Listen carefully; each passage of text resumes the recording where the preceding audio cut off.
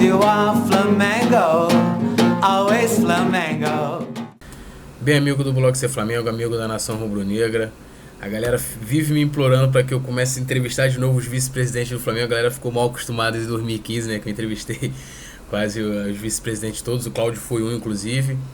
E hoje o papo vai ser diferente, que a gente não tem aquele papo de política, né, de estar falando de política, já está falando de finanças e tirando as dúvidas minhas também, né, com relação a muitas coisas que surgem na internet aí, no início do ano, principalmente aí nessa fase agora de contratações, início de temporada, muitas vezes falta muito assunto e aí, né, muitas coisas surgem, então nada mais propício, né, que a gente está falando justamente com a pessoa diretamente ligada à pasta, vamos dizer assim, uma das mais importantes do Flamengo. Cláudio, eu quero te agradecer também a comunicação do Flamengo, quiser dar umas boas-vindas aí pro pessoal aí.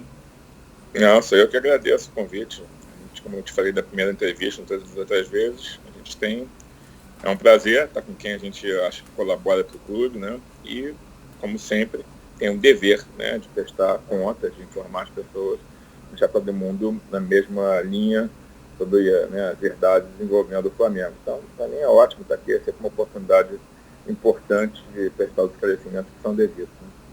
Né? A minha primeira pergunta, eu lembro lembrando da apresentação que você fez no lançamento da Chapa Azul em 2015, que tinha algumas projeções, né? Que era, se eu não me engano, era boa, né? Ótima, base e pessimista. Eu queria que você me falasse como que o Flamengo terminou em 2016 dentro dessa projeção. Não, a gente terminou em 2016 dentro do previsto no orçamento, né? O orçamento é uma peça que vai se alterando, né, durante o ano. Se a gente tivesse a capacidade, né, a bola de cristal, de saber exatamente como o ano vai terminar, o orçamento é bater exatamente nos centavos. Mas não é assim que acontece. As taxas de juros mudam, o mercado muda, as necessidades mudam, receitas novas vêm, despesas não previstas acontecem. Então a gente vai efetivamente mudando o orçamento, levando sempre a aprovação do conselho, explicando o porquê da mudança.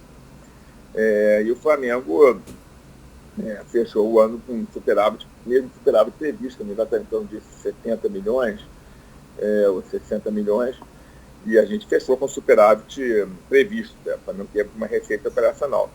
Sempre esclarecendo que a receita é de operação, o futebol deixou uma receita.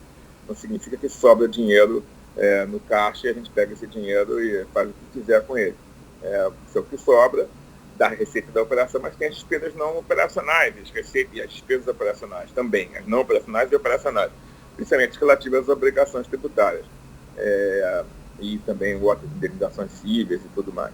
Então o Flamengo segue seu caminho de estar cada vez mais sólido, né, financeiramente, forte, dando passos adiante, firmes, mas sem dar passos maiores do que ele pode dar. A gente continua com responsabilidade fiscal e gastando aquilo que a gente arrecada.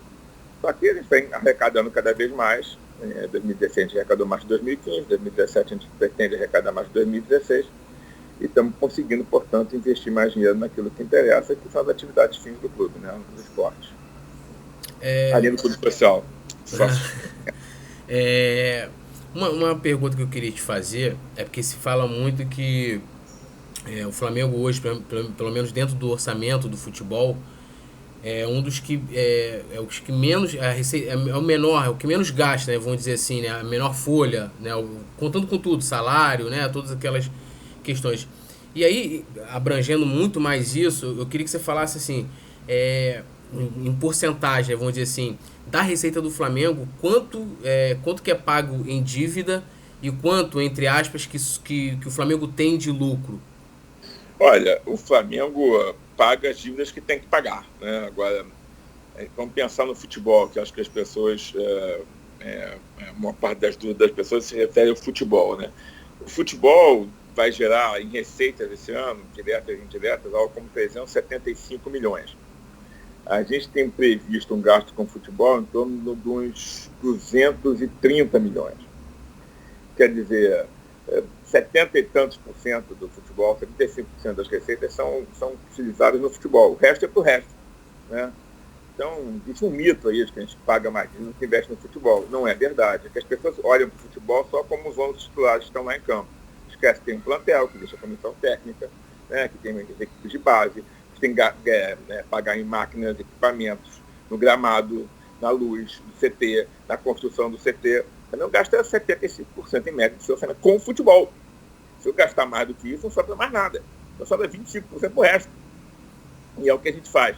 Porque as pessoas tendem a ter essa visão equivocada de que se gasta mais com outras coisas do que com o futebol. Não é verdade. O futebol é o carro-chefe de receita do Flamengo e é a atividade para a qual o Flamengo mais efetivamente investe. O Flamengo não paga mais impostos do que deveria. O Flamengo paga os impostos que lhes são devidos. Tem parcelamento, do Profut principalmente, vem um carnê e eu tenho que pagar. Não posso pagar mais, não faria sentido, porque eu tenho um parcelamento ajustado no meu fluxo de caixa e no seu pagamento eu perco os benefícios e passo a estar trabalhando à margem da lei. Né? Então, o Flamengo paga o que deve pagar de impostos. Todo o resto é investido no clube social, no futebol e nos demais esportes, mas com predominância absoluta, os investimentos são feitos no futebol, em torno de 75% da receita arrecadada do clube. Até uma das coisas que se discute muito, assim, quando que o Flamengo, vamos dizer assim, vai estar no 0-0 com a dívida, né, que a gente tinha, né? Quando que a gente, vamos dizer assim, que o Flamengo não vai estar mais com o pires na mão com relação à dívida, que a gente vai poder olhar e falar assim, pô, beleza, eu tenho isso aqui para pagar, tenho aquilo ali, tô tranquilo, não tem mais toda essa correria, vamos dizer assim, no popular, né? Essa dificuldade que a gente enfrentou, principalmente de 2013 a 2015. A gente não está com o pires na mão, não. O Flamengo hoje em dia tem uma receita maior do que a sua dívida. A gente, se quisesse fechar o clube, pagava todas as dívidas, mandava todo mundo para casa e ia dormir com a cabeça no travesseiro, porque a gente não deve nada para ninguém. O Flamengo é um clube superavitário, tem receita maior do que a sua despesa, a receita anual também é maior do que a sua dívida. Agora, por que o Flamengo não pega toda a sua receita e por que o Flamengo continua pegando empréstimo? Que as pessoas mais perguntam. Porque existe uma ilusão, quando eu digo que a gente tem um orçamento de 435 milhões de receitas, que no dia 1º de janeiro tem 435 milhões na minha conta. Mas não é verdade. As despesas de receitas não acontecem no primeiro dia do ano. Eu tenho uma previsão de arrecadar 435 milhões ao longo do ano. E principalmente no começo do ano, eu só tenho despesa e quase não tenho receita. Por diversos motivos. Primeiro, porque em dezembro, por exemplo, tem 13ª, as obrigações todas são muito caras, férias para se pagar, efetivamente para todos os funcionários. Eu não tenho jogos nos primeiros meses do ano. Os patrocínios no Brasil, o Flamengo está quebrando esse paradigma, né? Mas até então eram patrocínios sempre anuais, porque os investidores, no nosso cenário instável, econômico, financeiro e político, ficam com medo de se comprometer com contratos maiores. Você começa o ano com pouco patrocínio, tem que correr atrás da renovação do patrocínio, que nunca se dá logo em janeiro. E as pessoas só começam as empresas a fazer seus orçamentos em janeiro, e começa toda uma negociação. Então, basicamente não tem receita. E tem todas as despesas do mundo. Então você tem que começar a pegar empréstimo para ajustar seu fluxo de caixa. Tanto é que o Flamengo, no seu orçamento inicial, deveria pegar 50 milhões de empréstimo e pagar 100 de empréstimo. Então, por que está pegando 50 e você vai pagar 100? Porque no começo do ano eu preciso desses 50. Depois eu arrecado o suficiente para pagar esses 50 e pagar mais 50 da minha dívida estocada. Então o Flamengo é um clube superavitário, rentável, tem sua dívida totalmente equacionada. O Flamengo estará cada vez melhor se a gente continuar com a política de gastar somente até o quanto a gente arrecada, cumprindo as obrigações fiscais, trabalhistas e cíveis. O Flamengo não tem outra coisa que possa acontecer com o Flamengo que não seja estar melhor e mais forte financeiramente ano a ano. Esse ano a gente está mais forte financeiramente. Existe essa coisa que você falou na última pergunta, que nossa folha é uma das menores. Não é uma das menores. Não é. É porque os clubes têm maneiras diferentes de medir suas folhas. Alguns medem pelas equipes titulares, outros têm plantéis menores, tem 40 jogadores, outros têm 30 jogadores. Né? Alguns colocam os direitos de imagem, outros não colocam os direitos de imagem, uns não têm direito de imagem, ou o direito de imagem é muito pequeno, como é o nosso caso, também é basicamente todo no CLT. Então, essa falta de parâmetro na medição e a falta de transparência dos outros times é que gera mais um mito que esse, que o Flamengo quase não investe em futebol, de uma das menores folhas. Não é verdade. Não é verdade mesmo. Agora, os outros clubes mal são auditados, muitos não falam, você não entende o balanço, eles juntam contas que não tem que ser juntadas, e jogam muito para a torcida.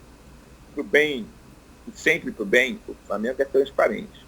pessoas podem gostar, criticar nossa gestão, e críticas são bem-vindas, ser construtivas, mas elas não podem reclamar de falta de transparência. Quer saber quanto Flamengo tem do passe de cada jogador? Vai no site. Quer saber quanto o Flamengo arrecada? Vai no site.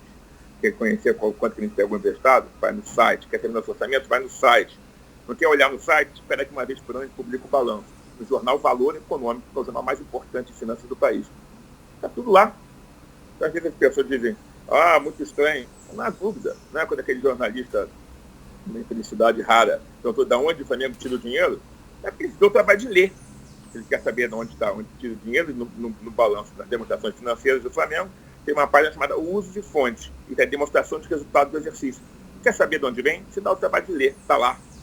Então, não tem mistério, né? Está tudo aberto. Lógico, né?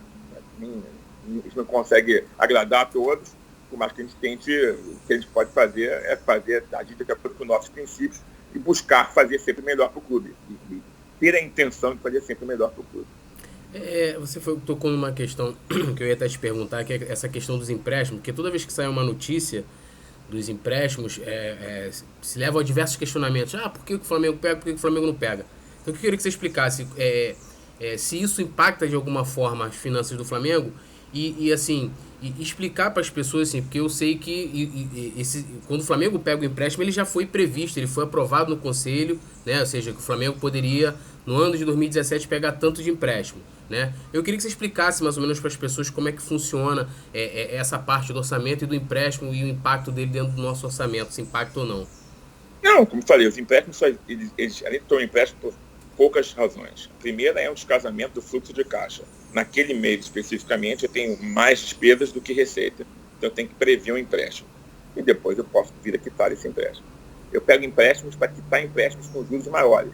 Então o Flamengo tem uma dívida de longo prazo, a uma taxa de juros X, e hoje em dia, com a taxa, por exemplo, com a queda de taxa de juros, eu consigo renegociar com outro banco o mesmo empréstimo, o valor residual, por um taxa de juros menor, eu pego aquele empréstimo para quitar outro empréstimo. E o terceiro motivo pelo qual eu posso pegar um empréstimo é quando eu consigo um desconto numa dívida e pego o empréstimo para pagar essa dívida que não estava previsto inicialmente no orçamento. Isso aconteceu, por exemplo, no caso do Romário, onde as pessoas, mais um equívoco que vale a pena esclarecer aqui, por que o Flamengo não pagou o empréstimo do Romário no ato trabalhista? A explicação é simples, tudo, que não era uma dívida trabalhista. Se fosse uma dívida trabalhista, ela era quitada pelo ato trabalhista. Como era uma dívida relativa a direitos de imagem, ele não podia ser quitado pelo ato trabalhista, porque o ato trabalhista não compreende esse tipo de dívida. Nós tínhamos a possibilidade de quitar uma dívida de longo prazo, com desconto de 50%, e a gente fez. Nós tomamos um empréstimo para quitar uma dívida que não estava previsto no início do orçamento. Então, são oportunidades de redução de dívida do Flamengo. O Flamengo basicamente pega empréstimo para reduzir sua dívida, seja porque os juros são menores ou porque eu consigo efetivamente renegociar uma dívida, ou por um descasamento de fluxo de caixa em função das receitas e despesas não acontecerem ao mesmo tempo no primeiro dia do ano. Pura e simplesmente isso, cada empréstimo é cotado, a gente busca a melhor taxa possível, leva para o Conselho de Administração, ele verifica se as condições estão adequadas ao mercado, e aprovando, a gente executa o empréstimo e segue a nossa vida. E essa questão do Romário impactou alguma coisa no Flamengo ou não? Se o tiro do Romário foi tirado do caixa... Nossa dívida diminuiu. Impactou que nossa dívida diminuiu. Eles não deram mais nada para o Romário. Quer dizer, uma dívida que incomodava, de longo prazo, antiga pra caramba. Não fomos nós que criamos essa dívida, mas a dívida é de todos nós. A dívida do Flamengo. E a gente tinha que pagar, ué. E a gente tinha uma oportunidade de ouro. Quantas vezes na tua vida você tem a oportunidade de quitar uma dívida com 50% do valor? A gente teve essa oportunidade, em função de uma necessidade de caixa do atleta, e a gente foi lá e fez uma proposta, fez uma contraproposta. Falei que só havia interesse se fosse feito fosse uma oportunidade muito boa para o Flamengo. Sim. Quem está lucrando com isso? O Flamengo. Porque conseguiu reduzir a sua dívida em 50% com o atleta e quitá-la, na verdade. Aí mas você não tivesse quitado com o Romário, não teria contratado outro jogador. Não é verdade. E no orçamento já estava completo. Aliás, no ano passado a gente excedeu o orçamento de contratação de jogadores. A dívida do Romário eu apaguei, aí sim, contratando um novo empréstimo específico para esta operação. Então não havia mais nada. O Flamengo não contratou mais porque já havia um orçamento aprovado em termos de contratação e de venda de jogadores. Ele foi excedido. Boa parte do orçamento de 2017 contempla pagamentos de jogadores que foram feitos em 2016. A contratação do Diego não estava prevista para acontecer no ano de 2016. E ela aconteceu. E ela impacta o orçamento de 2017, 2018, espero que impacte o resto da vida, porque ele é um jogador espetacular. Então, a gente vai contar sempre com ele na folha de pagamento. Mas a gente... São coisas distintas, né? O orçamento do futebol foi cumprido, foi excedido em termos de investimento, que a gente foi mais ousado efetivamente. E também para isso a gente tomou empréstimos adicionais, né? Isso valeu a pena, porque em determinado momento, quando você... A etapa de reestruturação, né, de uma empresa, por exemplo, primeiro você rescalona o seu passivo, né? Você vê o tamanho da dívida, busca a melhor maneira de quitá-la, organiza os seus pagamentos, organiza o seu fluxo de caixa de pagamento de dívida, organiza a fila de credores, foi tudo fazendo nos primeiros anos. Depois que a dívida que a empresa já tem uma dívida prevista, já tem um fluxo de caixa, você pouco é surpreendido com novas dívidas, né? Aquelas penhoras que a América não tem. A América não tem penhora. Ih, pareceu um cara para penhorar a renda, como poderia ser o tempo inteiro. Não tem, também tem previsão das suas despesas, né? Tem o escalonamento da sua dívida. Quando você faz isso, você tem que começar a tomar certos riscos, que é investir na operação. Se essa indústria é têxtil, ela vai ter que comprar novas máquinas, né? Para começar a vender mais. Às vezes é só pensar na dívida. Você pensa em pagar imposto. No primeiro momento você tem que pensar nisso, em sobreviver. Depois você recupera a credibilidade, você investe em produção. Aí você vai ter o seu designer, vai contratar novas máquinas, vai contratar novos estilistas, vai procurar novos pontos de venda. Quando passou a fazer, passou a investir mais na produção, passou a investir mais em futebol, começou a contratar mais pessoas. E foi isso, né? Contratou muito mais gente ano passado, continua contratando esse ano. E a gente sempre percebeu uma oportunidade de mercado para investir de novo na produção, que é o que nos traz maior retorno e é o nosso objetivo principal. Até uma colocação que você fez sobre essa questão de adiantar, né? Se o Diego não estava previsto, ou seja, fazer um investimento no jogador do porte do Diego no ano de 2016 que está impactando 2017. Uma das questões que o pessoal fala muito, principalmente no Twitter, por que então o Flamengo não faz a mesma coisa esse ano, né? Eu queria saber se esse tipo de decisão que vocês tiveram, de falar assim, não, eu vou, né, adiantar, vamos dizer assim, o que seria feito em 2016, em 2017, vou adiantar aqui em 2016, né, esses investimentos. E isso impacta em alguma forma, até mesmo numa operação de vocês, na questão de responsabilidade? Você fala assim, o Flamengo segue assim, aí a gente vai estar adiantando, tá entendendo o que eu tô falando? Tipo... Lógico, mas é que existe um limite para isso tudo, senão vira uma bola de neve, né? A gente, qualquer coisa que você faz na sua vida impacta o dia seguinte. Por que você toma um risco na sua vida determinado, não significa que você toma o mesmo risco todos os dias da sua vida, porque um dia os riscos vão se exceder. Então existe um trabalho de controle de risco. O dia foi uma oportunidade de mercado. A gente conseguiu viabilizá-la financeiramente. Agora, né, fez novas contratações que eu acho que foram muito boas. Não impede que, se acontecer uma nova oportunidade como a do Diego, um super craque, a gente conseguir ter sucesso na equalização financeira, a gente venha a fazê-lo. Porque a gente não tem, é o que eu sempre disse dentro do Flamengo, me traga um problema que eu vou tentar resolvê-lo. Se você não trouxer problema nenhum, a gente vai ficar na mesma situação o tempo inteiro. Então, o Diego foi um bom problema. Tem um super craque que está querendo voltar. Vamos tentar trazê-lo, a gente correu atrás para equacionar. Se acontecer isso de novo, pode ser que eu consiga. Que eu digo, o clube. Pode ser que não consigamos.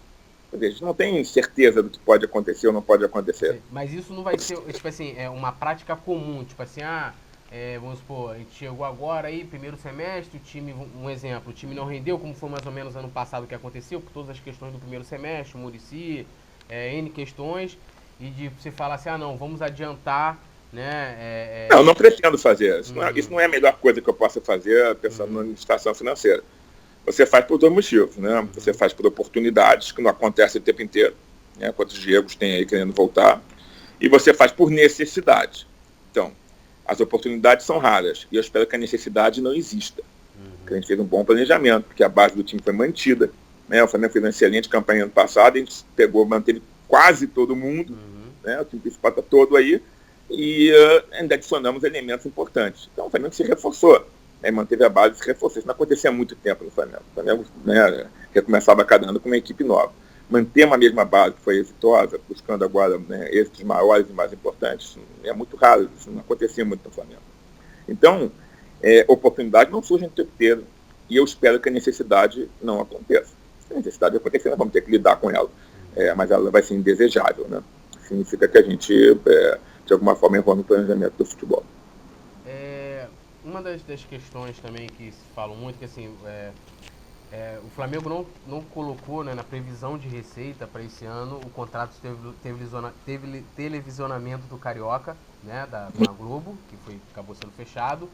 E também, como você até colocou, para venda, o Flamengo foi muito conservador, colocou 10 milhões. E a gente conseguiu vender o Jorge, que segundo foi noticiado, o Flamengo ficou com algo em torno de 20, 21, 22 milhões para o Flamengo.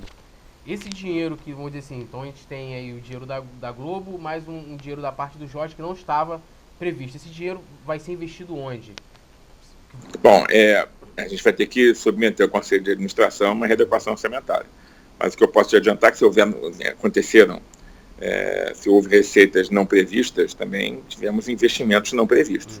A Ilha do Governador custa mais ou menos o tamanho do contrato da Globo. Inclusive foi pego um empréstimo, né, lá para a ilha, não é isso? Pra poder... Pois então, em suma, foi autorizada a abertura de uma linha de crédito para o empréstimo. Então, efetivamente, essas receitas que vêm, algumas delas vão cobrir despesas também em investimentos que não estavam previstos. Por outro lado, a gente fez um orçamento assim, na linha d'água. A gente tomou certas premissas de uma forma agressiva. A gente tinha uma obrigação de arrumar receitas em marketing, que estão indo, graças a Deus, o vice-presidente de marketing e o grupo tem conseguido atingir, mas são receitas audaciosas, né? São previsões audaciosas de receita na área de marketing, da parte de patrocinadores, que a gente vem conseguindo com eles, um belíssimo trabalho, mas também receitas audaciosas em termos de bilheteria e sócio-torcedor. Se elas não se realizam, a gente ficaria com furo orçamentário. É bom ter alguma folga em caso de não realização de receitas. Mas ainda assim, efetivamente, pode e devem sobrar recursos que podem vir a ser investidos no futebol, por exemplo. Mas você tem, por exemplo, CT de base. Você tem outros investimentos, por exemplo, se a gente ganhar a licitação do Maracanã, que é um investimento ainda muito maior do que esse. Então tem muita coisa, muitos investimentos que podem vir a acontecer, que seria prematuro a gente julgar e submeter para aprovação nesse exato momento. A gente tem que esperar essa definição do Maracanã, que é muito importante, que vai requerer do Flamengo uma capacidade de investimento extraordinária, né? E esperar um pouco mais para determinar a execução do orçamento por parte de marketing e bilheteria. Então a gente vai ter que pensar, estruturar e depois submeter ao Conselho de Administração e depois ser fiscalizado e controlado pelo Conselho Fiscal e pelo Conselho Deliberativo. Então, eu não posso assegurar no que vai ser feito, porque isso depende do segmento das ordens estatutárias, desse processo estatutário previsto no clube. Mas o que eu quero assegurar é que primeiro declarar que existem despesas não previstas, investimentos não previstos. Outros podem acontecer, como é o caso do Maracanã, assim como outras receitas podem vir a acontecer, né? A gente tem outros ativos do Flamengo, como o caso da Morro da Viúva, que estão buscando uma solução. Então tem muita coisa para acontecer. Promete ser um ano agitado em termos de receitas e investimentos. Vamos tentar fazer o melhor a utilização das receitas excedentes se elas acontecerem. Futebol é uma possibilidade? Outras possibilidades também relacionadas ao futebol podem acontecer, como, por exemplo, a aceleração, não só o Maracanã, mas a aceleração das obras para a base do Flamengo. A base do Flamengo, aliás, precisa de mais investimentos ainda. Os resultados estão começando a ser colhidos agora, mas o Flamengo tem que investir ainda mais na sua base. A gente não pode ser imediatista, né, e só investir nos 11 titulares, depois nos 11 reservas e esquecer da base. A gente tem que estar lá no sub-7, 9, 11, 12, 13, 14, 15, 16, se a gente quer efetivamente exercer um papel hegemônico constante no futebol brasileiro e mundial. Sem toda essa questão do Maracanã, eu estava fazendo uma pesquisa e achei uma matéria que falava que a concessionária ela já teve um prejuízo de mais de 100 milhões, né, algo em torno de 120, 130 milhões.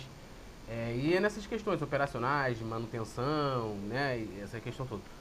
Vamos supor que, né, o governo do estado, a própria concessionária, fala assim: Flamengo, tá aqui o estádio, tô te dando a chave, vocês vão operar agora o estádio do Flamengo, né, entre aspas, né, o estádio do Flamengo. O Flamengo tem um planejamento financeiro, você acha que o Flamengo tem condições de começar a operar o Maracanã e que isso não venha a dar um prejuízo para o Flamengo? Sem dúvida, a gente é bom nisso. A gente provou isso no ano passado, onde o Flamengo não tinha uma casa, e os estádios fora do Rio de Janeiro que a gente jogava, a maior parte deles eram operados pelo próprio Flamengo. A gente teve lucro em todos eles, né? Alugando o estádio e fazendo a operação do estádio por parte do Flamengo. O Flamengo não terceirizava a operação, o Flamengo coordenava alguns aspectos de terceirização, mas tinha seu pessoal tomando conta, e o Flamengo teve sucesso financeiro na utilização desses estádios. Então, Maracanã é viável, nós temos um planejamento econômico financeiro para isso, a gente não está se lançando como pretendente a essa licitação, por assim dizer, sem ter feito nosso dever de casa. O dever de casa foi feito, um estudo de viabilidade econômico-financeira sólido, né? Nós temos parceiros sólidos para essa jornada, e a gente tem certeza que o estádio é absolutamente factível de que ele seja superavitável. Não é que o Flamengo queira ganhar dinheiro com o estádio, o Flamengo acha que o estádio, além de questões de logística, atende a um sonho nosso como nação, né, de ter uma casa, e ele possibilita principalmente maiores retornos nas áreas de sócio-torcedor e bilheteria, né, e, além das operações adjacentes ao estádio, como alimentação, eventos e estacionamento. Mas, principalmente o nosso projeto, o nosso plano de sócio-torcedor, né, o nosso programa de sócio-torcedor vai ganhar muito com o fato de a gente ter um estádio, poder planejar receitas, poder antecipar receitas, poder vender carnês, poder operar o estádio como um todo. Então, é um projeto que, para o Flamengo, ele é mais rentável ainda que para um operador, simplesmente, porque o Flamengo tem receitas que os outros não têm, não podem operar. Então, o que adianta uma operadora, né, financeira, por exemplo, querer operar o estádio se ela não tem um programa de sócio-torcedor que vai rentabilizar? Ela não vai ter essa receita. Eu tenho. Essa receita conta como superavitária para a operação do estádio. Então, eu tenho receitas que eu posso buscar com patrocinadores, por exemplo, que aumenta o valor de patrocínio do Flamengo, quando o Flamengo tem uma casa, que outros pretendentes a operar o estádio não terão. Então, o estádio é mais factível de ser operado pelo Flamengo, tem mais chances de ser superavitário, e eu tenho absoluta confiança de que assim será como operação, porque nós temos um retrospecto muito exitoso nesse sentido no ano que passou. Agora, para a gente terminar a última pergunta, eu lembro que no início do ano, né, ainda estamos no início, né, mas bem lá no comecinho da temporada, né, começa a lance de especulação, veiculou muito uma matéria, não sei se era da revista Época Negócio, que você falava que o Flamengo teria 70 milhões para investir no futebol esse ano, e isso gerou debates e textos, né, nas redes sociais. E eu queria saber se, de fato, esses 70 milhões existiu em algum momento, se ele existiu, onde estão esses 70 milhões, para você, vamos dizer assim, desmistificar esses 70 milhões aí no futebol que criou tanta expectativa aí na nação rubro-negra. Bom, primeiro, quem olhar a entrevista na época e pegar o que está escrito por mim, entre aspas, eu não digo que nós vamos ter 70 milhões para gastar no futebol. Falei que teríamos 70 milhões de sobra de fluxo de caixa. Nenhum momento, basta olhar, quer dizer, posso falar com a maior tranquilidade do mundo, eu falei que seria investido no futebol. Eu sei que teríamos um fluxo de caixa, uma capacidade de investimento maior. E, efetivamente, isso aconteceu. Se você olhar o orçamento do Flamengo, que vai ser alterado agora em virtude de novas receitas, tem mais 34 milhões de reais previstos em investimentos e 40 milhões em despesas gerais. É mais do que em 2016. 40 mais 34 é 74. Não foi na mosca, mas foi bem próximo da mosca, né? Então, o que eu falei aconteceu. É simples assim. Além disso, se você somar isso, o que a gente antecipou de despesa de investimentos nos jogadores, o número vai ser muito maior do que 74 milhões. Para cima de 100 milhões. Se você jogar ainda o estádio da Ilha, para 110, 112, e assim você vai. Também não tem uma capacidade financeira em 2017 muito maior do que tinha em 2016. É muito maior, assim, de montão.